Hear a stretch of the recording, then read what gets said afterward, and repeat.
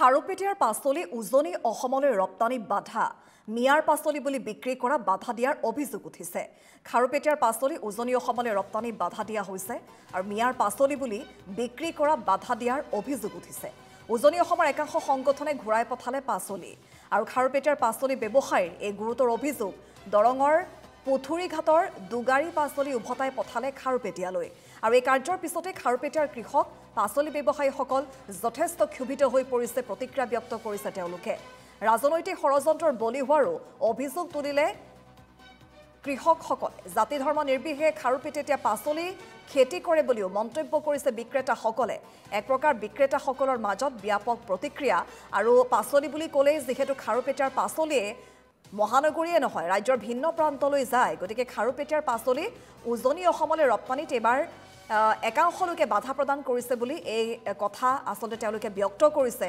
অভিযোগ আনিব বিচাৰিছে মিয়াৰ পাচলি বুলি বিক্ৰী কৰা তেওঁলোকে বাধা দিছে। উজনি অসমৰ একাংশ সংগঠনে খাৰুপেটীয়াৰ পাচলি উভতাই পঠালে। খাৰুপেটীয়াৰ পাচলি ব্যৱসায়ীৰ এই গুৰুতৰ অভিযোগ উঠিছে। দৰঙৰ পুথুৰিঘাটৰ পৰা দুগাৰী পাচলি খাৰুপেটীয়ালৈ উভতাই পঠা বুলি অভিযোগ আনিছে বিক্ৰেতাসকলে। তেওঁলোকৰ প্ৰতিক্ৰিয়া আমাৰ হাতত আছে, কি ক'লে এই মুহূৰ্তত শুনাই ল'ব বিচাৰিছোঁ।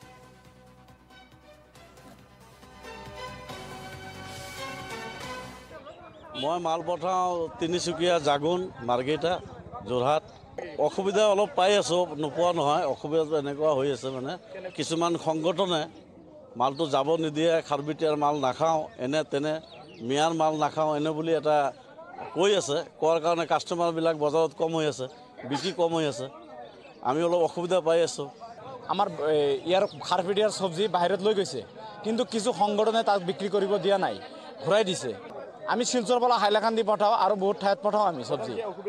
অসুবিধা পাইছোঁ। আজিকালি বহুত সংগঠনবিলাকে বিক্ৰী কৰিব দিয়া নাই চব্জিবিলাক, তাৰ কাৰণে আমি বহুত দুখিত।